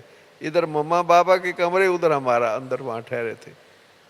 और स्नान करने के लिए बाहर कमरे बने हुए थे, वॉशरूम के लिए टाट लगा करके बने हुए थे कमरे। कोई लैट्रिन बाथरूम, आजकल तो कहते हैं महाराज वो जो अटैच बाथरूम के बिना नहीं हम रहेंगे किसी कमरे में, वहाँ अटैच हुआ ही नहीं करते थे, सारे डिटैच होते थे, अलग अलग होते थे। तो उन दिनों में क्या अंदर होता था बिल्कुल। पर मेन बात ये था मम्मा बाबा की पालना। बाबा जो एक एक बच्चे की केयरिंग करते थे मम्मा बाबा, वो यूनिक था कि ये मेरे बच्चे, जिसे हम आज मुरली में लिखते हैं सिक्की लदे बच्चे, कल पहले वाले बच्चे, अंग्रेजी वाले बड़ा अच्छा लिखते हैं लॉस्ट लॉन्ग लॉस्ट और नाउ फाउंड। हम सिक्की लदे का ट्रांसलेशन वो करते हैं, काफी देर के बिछड़े हुए अब मिल गए हैं, सिक्की लदे। तो उस वक्त ये फीलिंग आती थी बिल्कुल। मम्मा बाबा के सामने बैठने से या मुर्गा बैठने से मम्मा बाबा एक एक को ऐसे दृष्टि देते थे, प्यार से देखते थे, जैसे वाकई ये हमारे कितने 5000 साल के बिछड़े हुए बच्चे ये आ गए हैं, मिलने के लिए आए। कितना प्यार मम्मा बाबा के। जैसे कल आप देख रहे थे ना, बाबा एक ही बार बार बार कितने बार कह रहे थे कि ये मैं क्या देख रहा हूँ। कितना बाबा हरे को देख रहा था, हर्षित चेहरे देख रहा था, चमकीली ड्रेस में देख रहा था, जैसे बाबा अपने ओरिजिनल रूप में हमें देख रहा था। ऐसे उन दिनों में हम लोगों को जैसे कि, और जैसे ही हम लोग वहाँ पहुँचते थे, अब आज दिनों में तो ट्रेन कितनी फास्ट ट्रेन हो गई है, दिल्ली से राजधानी 10 घंटे में आ जाती है। उन दिनों में छोटी लाइन, कोयले वाला इंजन, हमें 24 घंटे से ज़्यादा टाइम लगता था दिल्ली से आबू रोड पहुंचने में। और जब हम दिल्ली से आबू रोड आते थे तो हमारी शक्ल बदली होती थी कोयले के इंजन के कारण। और यहाँ पहुंच करके फिर स्नान पानी करके फिर बाबा बाबा से मिलना होता था। 2 दिन का जैसे एक किसी का सफ़र हो जाता था, दिल्ली से आना भी यहाँ पर इतना लंबा सफ़र लगता था। और यहाँ पर जब हम फ्रेश हो करके जब हम पहले दिन आए तो बाबा के कमरे में, अभी जो बाबा का रूम बना हुआ ये आधा था, जहाँ तक वो कुर्सी रखी हुई है तो अंदर आप जाएंगे, जो आगे आगे कुर्सी एक रखी हुई है बाबा की गद्दी के पास, वहाँ तक बाबा का कमरा था। बस छोटा सा बेड वही लगा हुआ है और बाबा की गद्दी थोड़ी सी छोटी होती थी, इससे मैं समझता हूँ। और थोड़े से हम होते कितने थे बाबा से मिलने के लिए, 5-7 बस। बाबा सामने आके बैठते थे और हम तैयार होकर के आके बाबा के पास सामने बैठ जाते थे। छोटा सा ग्रुप होता था, पर उस समय पर जब बाबा आके बैठते थे और बाबा दृष्टि देते थे एक एक को, साकार साकार निराकार साकार में आता था बाबा, तो उस वक्त हम जब बैठते थे और बाबा दृष्टि देते थे तो सचमुच उस वक्त ये स्टेज हर एक की, भाई हो बहन हो कोई भी हो, हर एक की स्टेज ऐसी होती थी कि वो अपने आप को कंट्रोल ही नहीं कर सकते थे। जैसे बाबा ने दृष्टि दी, अपनी सीट से उठते थे और जाकर के बाबा को जाकर के पकड़ते थे, बाबा को प्यार, जैसे कि बाबा की गोद में जिसे हम कहते हैं, ये नॉर्मल रूटीन हुआ करता था। इतना प्यार, आंखों में आंसू बह रहे हैं बस ऐसे। बाबा कहते थे हाँ बच्चे अब तो आ गए, मिल रहे हो ना, अब तो मिल रहे हो ना। ऐसे हारे को ऐसे लगता था कि हम कितने समय के बिछड़े हुए बाबा से मिल रहे हैं। ये प्रैक्टिकली फीलिंग एक एक को जो भी होते थे सब मिलते थे, बाबा के साथ बैठते थे। और एक छोटा सा ग्रुप जैसे कि वहीं अंदर हम घूमते रहते थे बाबा के पास। और उस वक्त जो सारा आने जाने का सिस्टम था, ये भी आप सबको ध्यान में देते हैं कि उन दिनों में जो बाबा से अब पांडव भवन हम जाते थे, पांडव भवन ही था तब ये ज्ञान सरोवर ये सब तो बाद की बातें हैं। तो जब हम जाते थे तो हमारे जाने का रास्ता कौन सा होता था? हम जब आबू रोड से बैठ जाते थे ट्रेन से उतर करके, भूरी दादी थी वो आती थी रिसीव करने के लिए, और 2 या 3 बसें सारे दिन में माउंट आबू आती थी, और बसों में ऊपर आना होता था। टैक्सियों की और कारों का तो कोई सिस्टम ही नहीं था, होता ही नहीं था। हम वेट करते थे कि बस आएगी, उसमें बैठेंगे और ऊपर पहुंचेंगे। और वो बस जहाँ पर पुलिस वाला भी खड़ा रहता है, माउंट आबू आप जाओगे चौक में, वो बस अड्डा होता था, बस वहाँ पर रुकती थी। सब सामान हम, और उस समय सारा सामान हमें खुद लेकर के चलना होता था। अच्छा, बाबा को याद करो।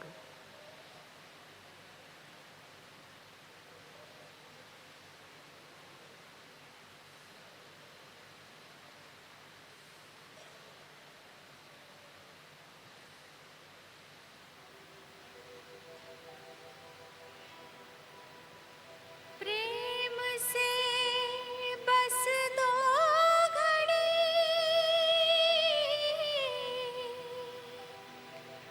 प्रभु का ध्यान कीजिए,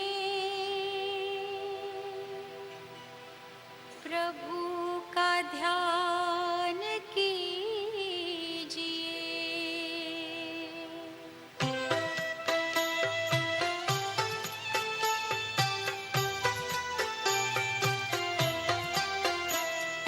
प्रेम से बस दो घड़ी प्रभु का ध्यान कीजिए, अपनी अंतर आत्मा को शांति से भर लीजिए, शांति से भर लीजिए।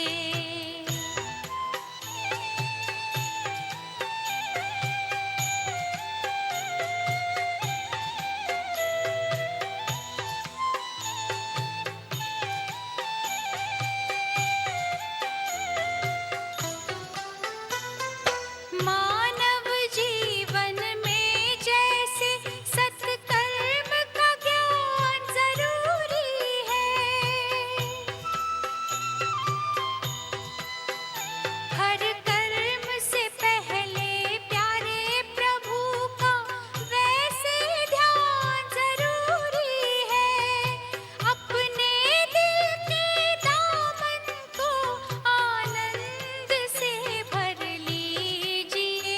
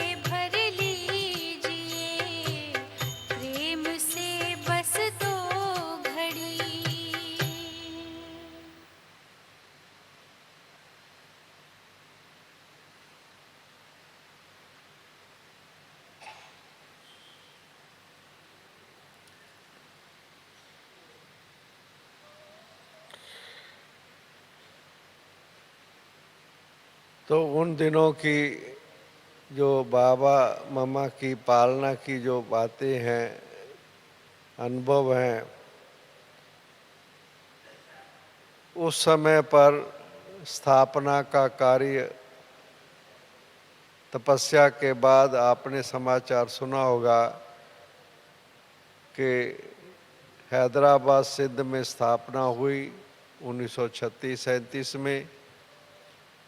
बाद में कराची में सब लोग वहाँ बाबा की पालना के लिए वहाँ चले गए थे और 5 मई 1950 को माउंट आबू में ये सारा ग्रुप आया था। 300 से ऊपर की संख्या थी। उसके बाद अलग अलग स्थानों पर, दिल्ली में पहले आए, फिर और एक दो जगह पर गए। ये सेवाएं 1952 के लगभग शुरू हुई हैं। और मैं जब आया था 1958 में, तब सेवाओं का स्वरूप बहुत छोटा था। और मम्मा बाबा के पास भी, मधुबन में भी हम लोग केवल मई जून का महीना जो गर्मियों का होता है उस समय पर ही पार्टियां आती थी, छोटे छोटे ग्रुप आते थे। सितंबर अक्टूबर में थोड़ा कोई आता था, क्योंकि उन दिनों का बरसात और विंटर माउंट का बहुत ज़्यादा होता था। ये होटल वोटल कुछ नहीं थे, सारा जंगलात थी बहुत करके। इसलिए हम लोगों को मना किया जाता था पांडव भवन में कि हम लोग पांडव भवन का जो अभी गेट बना हुआ है पांडव भवन का ओम शांति भवन की तरफ, वो नहीं यूज़ करते थे कभी भी। लकड़ी का गेट लगा रहता था, बंद रहता था। दिन के समय पर कभी कभी मम्मा बाबा हम उनके साथ लेकर के कभी पहाड़ी की तरफ, इधर नक्की लेक की तरफ हमें ले जाया करते थे। हम अपने आप कोई नहीं जाता था सवेरे शाम, क्योंकि जंगल होता था और जानवर होते थे उन दिनों में। तो हमारा आने जाने का रास्ता जो होता था, ये जो किचन है, जो किचन की तरफ आप लोग कोई जाए तो नीचे रास्ता है, वहाँ पर उस रास्ते से पैदल हम लोग ऊपर पहाड़ी पर थोड़ी सी रास्ता है, चढ़ करके और फिर बाज़ार से होते हुए बस अड्डे पर हम वहाँ से आया करते थे। वो रास्ता होता था। और मैंने आपको बताया कि उन दिनों में सामान सब हमें अपना खुद लाना होता था, बिस्तरा, टैची वगैरह सब कुछ सिर पर रख करके वहाँ से बस अड्डे से उठा करके, कोई साधन नहीं होता था जो हम लोगों को, हम अपना सामान सिर पे उठा करके और पीछे के रास्ते से आया करते थे। बहुत समय के बाद मैंने आगे भी सुनाया था कि दो तीन साल के बाद हम लोग को समाचार मिला कि बाबा ने एक बैलगाड़ी बाबा ने रखी है जो बस अड्डे पर आती थी और हमारा सामान लेके जाती थी।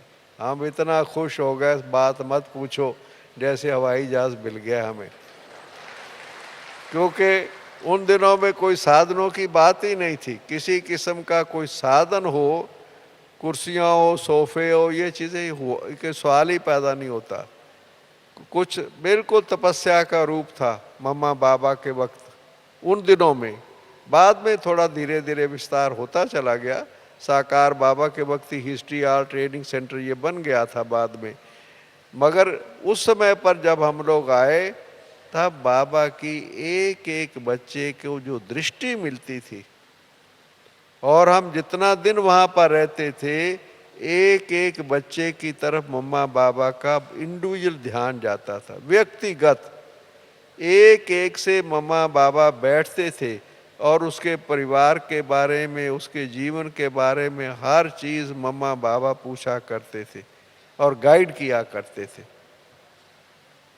और उन दिनों में क्योंकि बहुत छोटा ग्रुप, मैंने कहा ना, कोई पार्टी कोई 5 की आ रही है, कोई 7 की आ रही है, कोई 4 की आ रही है, और वो भी 4-5 पार्टियां, बस ज़्यादा नहीं। इतना छोटा परिवार, आप समझ सकते हैं कितना छोटा परिवार होगा। और इसलिए मम्मा बाबा उनको पालना देने के लिए एक एक बच्चे को उस नस्ल से देखते थे कि ये मेरे बच्चे स्थापना के आगे चल कर के निमित्त बनेंगे। यहाँ से मम्मा बाबा से पालना लेके अपने सेंटर पर जा कर के ये बाबा के कार्य को आगे बढ़ाएंगे। चाहे परिवार में रहने वाले होते थे, चाहे कुमार चाहे कुमारी, एक को बाबा वारस की दृष्टि से देखता था, ये मेरा वारस बच्चा है। और एक एक में इतनी ताकत होती थी कि एक एक व्यक्ति एक एक सेंटर खोल देता था, हमने देखा है। इतनी उसके अंदर जैसे बाबा की शक्ति काम करती थी और सहयोग मिल जाता था कि उन दिनों में इसलिए मम्मा बाबा का जो पार्ट आते थे बाबा से मिलने के लिए, एक एक की तरफ व्यक्तिगत ध्यान रहता था। इसलिए अगर हमने 4-5 दिन वहाँ पर रहे हैं, 5 बाबा के पास आए हैं मिलने के लिए, 5-4 दिन रहे हैं, तो मेरा ख्याल है कि 4-5 बार तो हमें ये चांस मिलता था, कभी बाबा के पास नाश्ते में बैठना है, कभी बाबा के साथ भोजन करना है, कभी बाबा के साथ शाम को पिकनिक करनी है। जैसे जस्ट एक ऐसा फीलिंग थी जैसे कि आप किसी अपने फैमिली में जाओ और माँ बाप जैसे बैठ कर के इकट्ठे खाना खाते हैं, लाइक दैट। बहुत ही छोटा सा रूप था उन दिनों में, धीरे धीरे हमारे सामने बढ़ता चला गया फिर। मगर उस समय पर जो इनिशियल स्टेज के अंदर हम गए, तब जैसे मैं आपको वो बात सुना रहा हूँ कि मम्मा बाबा का एक एक बच्चे की तरफ ध्यान जाता था। विंटर वहाँ उन दिनों में इतना स्ट्रांग होता था सर्दियों में कि मम्मा बाबा दिसंबर जनवरी फरवरी में माउंट आबू में नहीं रहते थे, या तो बम्बई चले जाते थे या दिल्ली की तरफ चले जाते थे, क्योंकि यहाँ का विंटर उन दिनों में बहुत ज़्यादा ठंडक होती थी। इसलिए फिर मम्मा बाबा बम्बई में भी जाते थे और दिल्ली में भी जाते थे। तो हम फिर बाबा को दिल्ली में भी मिलने के लिए, मैंने 1-2 बार वहाँ पर बाबा को दिल्ली आए तो वहाँ भी मैं मिला। और मातेश्वरी जी को बाबा मम्मा को बहुत करके सेंटरों पर चक्कर लगाने के लिए भेजते थे, और मम्मा सेंटरों पर जा कर के काफ़ी 2-2 4-4 दिन एक एक सेंटर पर रह जाती थी, क्योंकि उन दिनों में कोई साधन उस ढंग से नहीं होते थे। कोई अपनी कारें हो, अपनी गाड़ियाँ हो, गाड़ियों वाले भी सेंटर पर नहीं आता था कोई भी। बड़ी सिंपल सी लाइफ उन दिनों में हुआ करती थी। इसलिए मम्मा बाबा भी जब जाते थे तो ट्रेन में ही जाते थे, ट्रेन में सफ़र करते थे मम्मा भी बाबा भी। तो इसलिए उन दिनों में हमने देखा। मगर मम्मा बाबा की जो पर्सनैलिटी थी, जो मम्मा बाबा को साधन कुछ नहीं थे, हम आपको बताएं, कोई साधन नहीं है किसी किस्म के। एक कुर्सी हमने देखी थी पांडव भवन में जिसमें बाबा बैठते थे और ईशु दादी बैठती थी, एक दूसरी कुर्सी थी बस।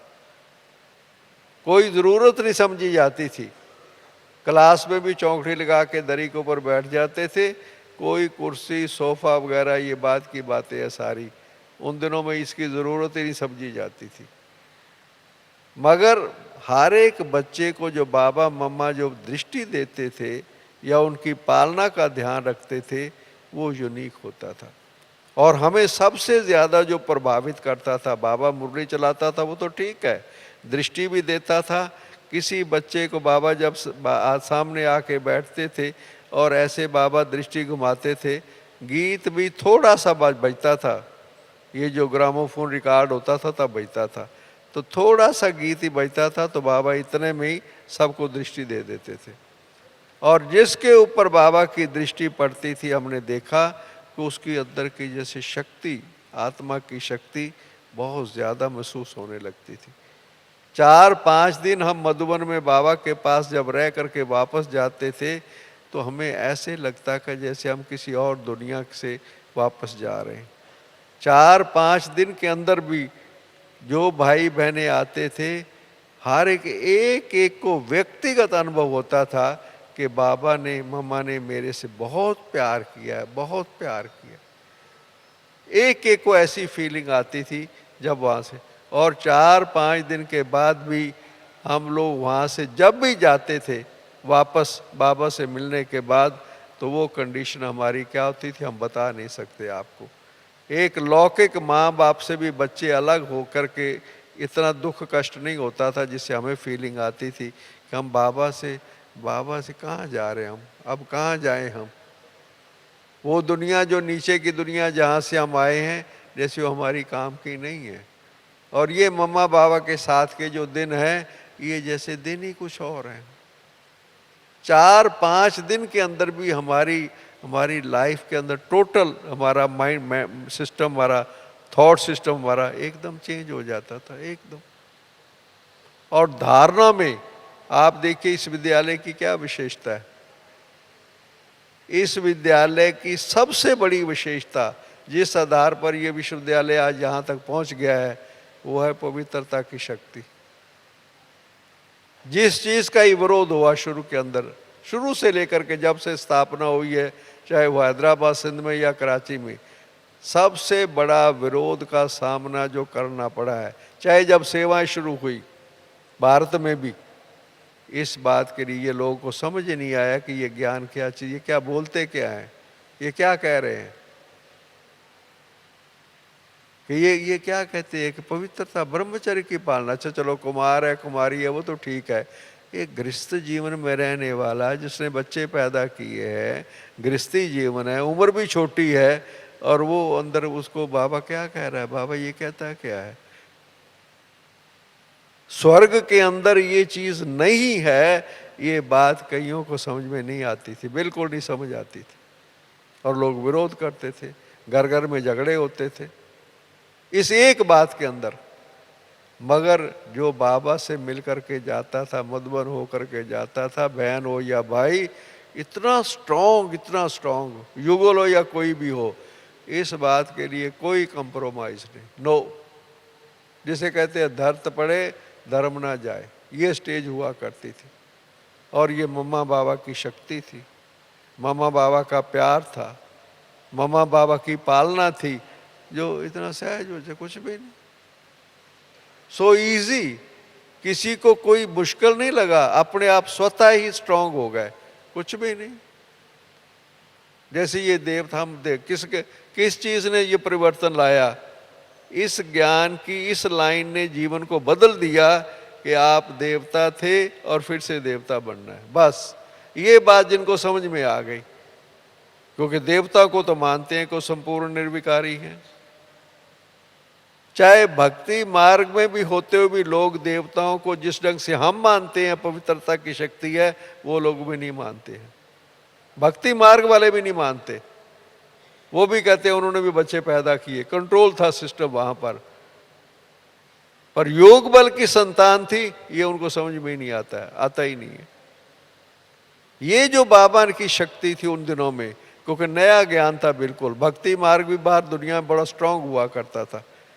आज से 60 साल पहले जब हम लोग बाबा के पास आए, तब भक्ति में भी शक्ति हुआ करती थी। हम आपको बताएं, भक्ति में लोग बड़े स्ट्रांग हुआ करते थे, अपनी मान्यताओं में स्ट्रांग हुआ करते थे। जब लोग ये बात हमारी बहनें सुनाती थी कि परमात्मा सर्वव्यापक नहीं है या गीता का भगवान श्री कृष्ण नहीं है, तो लोग एकदम ऐसे समझते थे जैसे ये हिंदू धर्म को खत्म करने वाले कहाँ से आ गए। इतना विरोध होता था। ब्रह्मचर्य की पालना के ऊपर तो और कठिनाई होती थी, खान पीन की शुद्धि के ऊपर, अन्न की शुद्धि के ऊपर बात आती थी, उसमें ऊपर झगड़े होते थे। लोग कहते थे ये क्या कहते हैं हम लोग, समाज कैसे चलेगा, एक दूसरे के पास जाके खाना नहीं खाएंगे तो ये क्या कह रहे हैं, लोगों की समझ ही नहीं आता था। ज्ञान के साथ साथ जो हमारी धारणाएं थी, ये सतयुग आ रहा है, देवता बन रहे हैं, ये बात को समझ ही नहीं। अब कि आप कितना सहज हो गया, किसी को कोई बात की कठिनाई नहीं है। मैंने देखा है लोग बड़ा सहज मानने लग जाते हैं, ज्ञान को भी धारणाओं को भी। सब हमारी छोटी छोटी बहनें सेंटरों पर आप देखिए क्या है, छोटी छोटी आयु है, 25-30 साल की कुमारियां बैठ करके गृहस्थियों को ब्रह्मचर्य के पालना की शक्ति दे रही है, बाबा उनके द्वारा दिलवा रहा है। ये क्या चीज़ है, ये उनकी ताकत थोड़ा काम कर रही है, ये तो अंदर बाबा की ताकत काम कर रही है अंदर। उन दिनों में इस चीज़ों का बहुत बार दुनिया में विरोध था और बाबा का प्यार था। ये बाबा की पालना थी।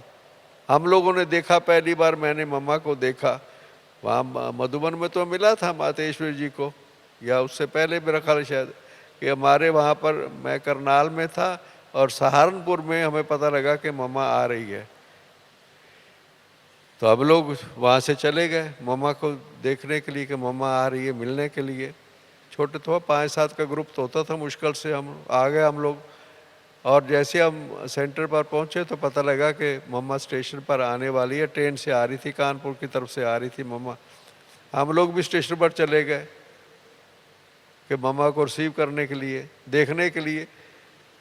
पर हम लोगों ने देखा कि मम्मा की जो पर्सनैलिटी थी, मम्मा ट्रेन से उतरी जब हमने सामने देखा, सारे स्टेशन पर लोग जो खड़े हुए थे वो भी मम्मा के साथ साथ चलने लगे, देख करके कि ये मम्मा की पर्सनैलिटी को देख करके लोग पूछने लगे ये कौन है, ये कौन है, ये कौन है।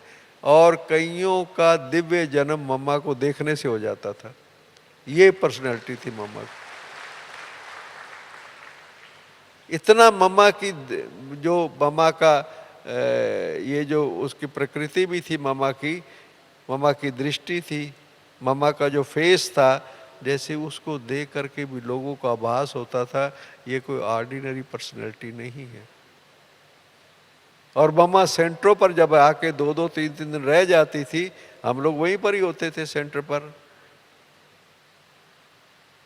मम्मा की पर्सनैलिटी भी यूनिक थी। भाषण तो मम्मा का क्लास तो होता ही था शक्तिशाली, पर मम्मा का जो चलना फिरना होता था इतना व्यक्त और धीरे होता था, आप अंदाजा नहीं लगा सकते। हम लोग वहाँ खड़े होते थे, हमें पता ही नहीं लगता था कि मम्मा यहाँ से गुजर गई, चली गई है। पैरों की आवाज़ से नहीं होती थी मम्मा की चलने की। जिसे बाबा फरिश्ता कह रहा है, अभी हम लोगों ने ये देखा प्रैक्टिकल में कि मम्मा बिल्कुल लाइट सी रहती थी एकदम। और सारे कारोबार की बाबा का ही साथ मम्मा की यज्ञ के सारा संभालने वाली तो मम्मा ही थी। सेंटरों पर जब जाती थी तब मम्मा को शक्तिशाली रूप हम देखते थे, और जब मधुबन में आते थे तो मम्मा का बड़ा सिंपल सा रूप बाबा के सामने नजर आता था। तो मम्मा और बाबा ने जो अपनी दिव्यता के आधार से, अपनी क्वालिटी के आधार से, उन दिनों में एक लिविंग एग्जाम्पल, जिसे हम कहते हैं लिविंग एग्जाम्पल, वो हमें सामने नजर आते थे। बाबा को देख लो, मम्मा को देख लो, औरों को भी देख लो, देखो दे आर लिविंग एग्जाम्पल। कहने की जरूरत नहीं है गुण और शक्तियाँ क्या होती हैं, देव गुण क्या होते हैं, शक्तियाँ क्या होती हैं, धीरज, शांति, अंतर्मुखता, गंभीरता, ये सारे गुण जो है हमें प्रैक्टिकल में दिखाई दे, सामने दिखाई देते थे मम्मा के अंदर में और औरों के अंदर भी।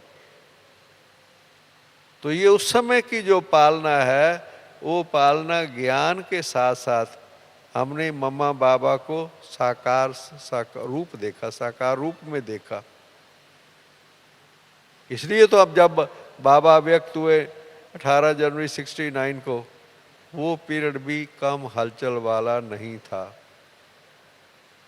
तूफान जिसे हम कहते हैं, तूफान जबरदस्त सारे, चाहे उस वक्त सेंटर्स मेरा ख्याल है कि का संख्या बढ़ चुकी थी 68 में, तो मैं तो 58 में एंड में आया, 68 तक भी हमारे ब्रांचेस काफ़ी सेवाओं का विस्तार बाबा के समय तक हो चुका था।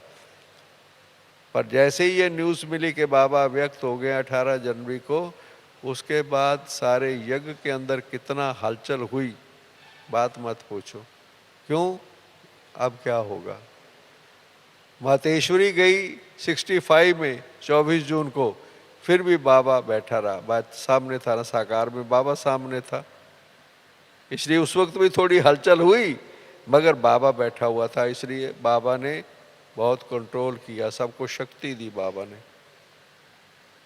तब से ये बात ज़्यादा स्पष्ट हुई कि मम्मा, ये ब्रह्मा भी माँ है, बड़ी माँ है।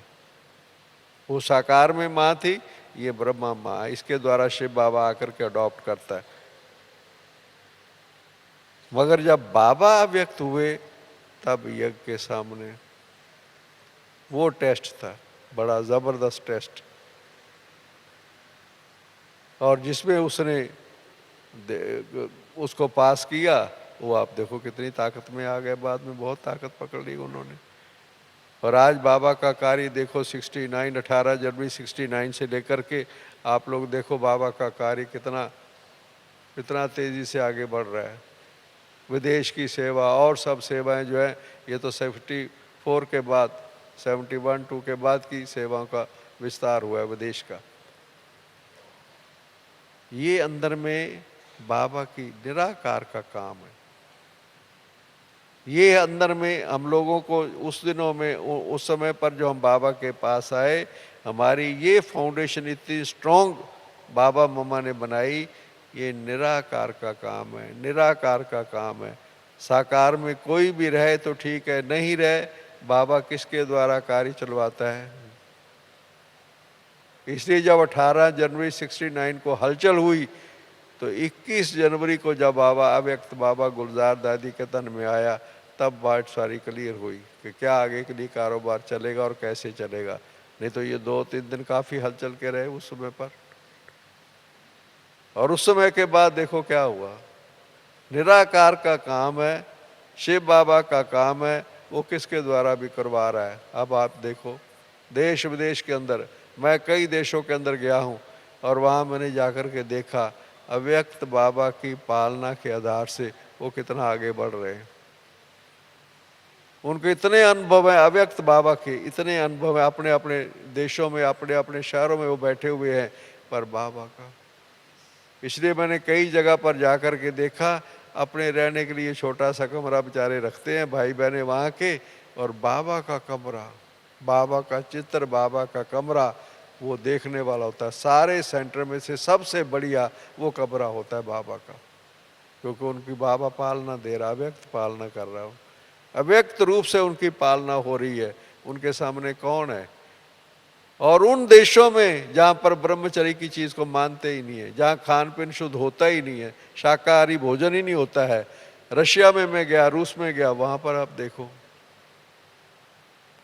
कैसे वहाँ पर जो भाई बहनें जो हैं उस देश की, आप खाना पीना और सब चीज़ें देखिए, और बाबा के बच्चों को देखिए, वहाँ भी बाबा के बच्चे निकल रहे और पैदा हो रहे और आगे बढ़ रहे हैं। ये कौन चला रहा है, कौन है। ये है बाबा अंदर। अव्यक्त बाप दादा की पालना देश विदेश में जो है, ये बाद में देखो कितनी फैलती चली जा रही है। उस समय पर क्या हुआ, जो स्ट्रॉन्ग पिलर फाउंडेशन जिसे हम कहते हैं, मैं कई दफ़ा इसलिए मैं ऐसा समझता हूँ कि साकार बाबा के टाइम तक जो फाउंडेशन बना इस यज्ञ का वो बहुत स्ट्रॉन्ग है, बहुत स्ट्रॉन्ग है। उन दिनों में जो बाबा के बच्चे निकले उससे पहले पहले एक एक को आप देखेंगे, उनकी, आप जितनी हमारी सीनियर बहनें हैं, दादियाँ हैं और हैं, इनकी फाउंडेशन, ये कंप्रोमाइज़ नहीं करेंगे अपने असूलों से। नो, कुछ भी हो जाए, क्योंकि फाउंडेशन स्ट्रांग है। साकार बाबा ने अपने होते होते इतनी फाउंडेशन इस विद्यालय की स्ट्रांग बना दी कि उसके बाद आप देखो कितना बड़ा कार्य हो रहा है देश और विदेश में। 80 साल होने लग गए अब सेवाओं को, अब जगह जगह कार्य बहुत तेज़ी से बढ़ रहा है। पर ये मम्मा बाबा की त्याग और तपस्या, एक एक का, क्या दादियों का आप उसके बाद देखेंगे तो फिर लंबी कहानियाँ हैं कि कैसे उन्होंने सेंटर खोले, त्याग और तपस्या में रहे, इतनी सिंपल जीवन गुजारी और जाके स्थापना के कार्य को आगे बढ़ाया। आप अंदाज़ा नहीं लगा सकते कि उन दिनों में हम लोग कैसे सेंटर पे हमारी दिनचर्या हुआ करती थी, कैसे कारोबार चलता था। त्याग और तपस्या से। मनी मटेरियल कुछ नहीं था, नथिंग। हमारे पास कुछ नहीं होता था, जिसे जानकी दादी कहती है जेब खाली विश्व के मालिक, ये वो स्टेज हुआ करती थी। पैसा वैसा कुछ नहीं होता था, मगर बाबा का कार्य आगे बढ़ना है, आगे बढ़ाना है, सतयुग लाना है, ये अंदर पक्का होता था। और उसके कारण सब साधन जुड़ते चले गए, सब परिस्थितियाँ बदलती चली गई, साधनों वाले भी साथ आते चले गए। ये तो बाद की सारी बातें हैं जो होता चला गया। और आज बाबा का कार्य आप लोग सब देख ही रहे हैं। आज अब बाबा के किस लेवल के बच्चे ज्ञान और योग में आने लग गए। साधनों की भी आप देखो क्या चीज़ की कमी है, क्योंकि बाबा के ऐसे ऐसे बच्चे या वारस बन रहे हैं, बाबा के कार्य को आगे बढ़ा रहे हैं। ओके, ओम शांति, ओम शांति, ओम शांति।